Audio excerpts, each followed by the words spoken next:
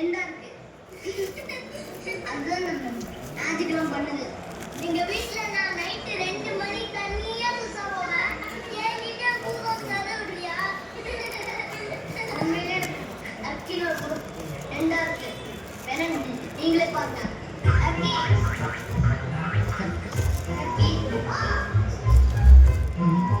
Guys, நம்மக்கிட்ட new model வந்திருக்கு. இது என்னன்னு பார்த்தீங்கன்னா ப்ரொஜெக்டர் ப்ளஸ் உங்களுக்கு சவுண்ட் பாரும் நீங்கள் யூஸ் பண்ணிக்க முடியுங்க.